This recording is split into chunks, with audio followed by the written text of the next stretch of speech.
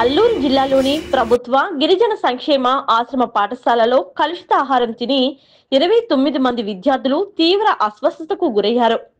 అల్లూరి సీతారామరాజు జిల్లా జీకే వీధి మండలం జర్రెల బాలుర ఆశ్రమ పాఠశాలకు చెందిన విద్యార్థులు కడుపు నొప్పితో విలువెల్లాడుతుంటే సమీపంలోని ప్రాథమిక ఆరోగ్య కేంద్రానికి తరలించి వైద్య సేవలు అందిస్తున్నారు.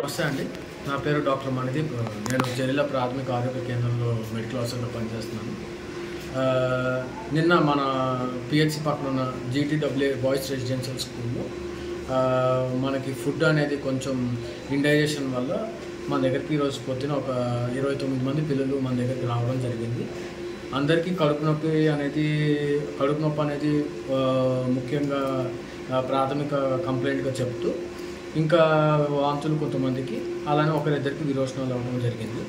అందరికీ మేము క్షుణ్ణంగా పరీక్షించి వాళ్ళకి ఇతర పరీక్షలన్నీ కూడా చేసి ఉన్న వాళ్ళందరికీ మేము మందులు ఇచ్చి ఇంజెక్షన్ చేసి పంపించాం. తగిన వాళ్ళందరికీ, ఎవరైతే ఇంకా కొంచెం నీరసంగా ఉన్నారో, ఎవరైతే కొంచెం ఇంకా వాళ్ళకి ఇంకా మెడికల్ అటెన్షన్ కావాలన్నారో వాళ్ళని ఇక్కడ అడ్మిట్ చేసి ఇక్కడ మళ్ళీ వాళ్ళకి ట్రీట్మెంట్ చేయడం జరుగుతుంది. ఇంకెవరికైనా ఏమైనా సీరియస్ అయితే వాళ్ళని ఏరియా హాస్పిటల్ చింతపల్లిలో కూడా మాట్లాడాము, వాళ్ళని అక్కడ తరలిస్తాము. కానీ అప్పటి వరకు వాళ్ళందరూ ఇక్కడే నయమవుతారని నేను కోరుకుంటున్నాను. ఇప్పుడు ఎవరికైనా సీరియస్ ఉందా సార్? ఇప్పుడైతే ప్రస్తుతానికి ఎవరికైనా సీరియస్ లేవు. అందరూ బీపీలు బాగానే ఉన్నాయి, అందరూ పల్స్ రేట్లు బాగానే ఉన్నాయి, అందరూ బాగానే నొప్పి నుంచి ఇప్పుడిప్పుడే విముక్తి చెందుతున్నారు. కాకపోతే ఇది జరగడం వల్ల వాళ్ళు కొంచెం నీరసం అనేది సాధారణంగా ఉంటుంది కాబట్టి మేము సాయంత్రం వరకు కూడా వాళ్ళని అబ్జర్వేషన్లో పెట్టుకొని ఎట్లయినా నార్మల్ స్టేజ్కి తీసుకొస్తాము. నా పేరు జయనాలక్ష్మి, చింతపల్లి మండలానికి చేస్తున్నాను.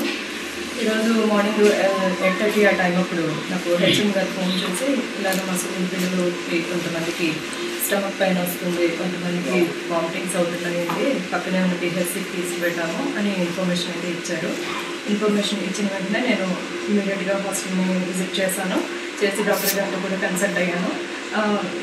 యాక్చువల్లీ 29 స్టూడెంట్స్ స్టమక్ పెయిన్ అనే కంప్లైంట్తో హాస్పిటల్కి రావడం జరిగింది. మార్నింగ్ 8:39 ఆ టైం అప్పుడు ఇంకా వాళ్ళు బ్రేక్ఫాస్ట్ కూడా చేయలేదు.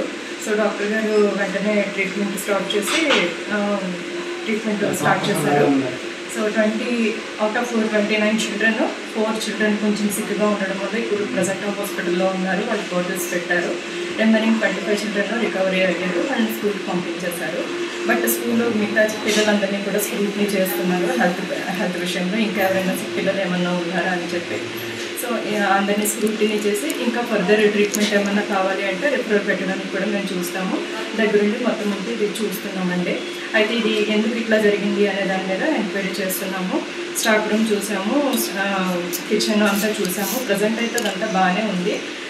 నైట్ తిన్న ఫుడ్ వల్ల ఏమన్నా అయిందని చెప్పేసి దాని మీద ఎంక్వైరీ చేస్తున్నామండి. Thank you.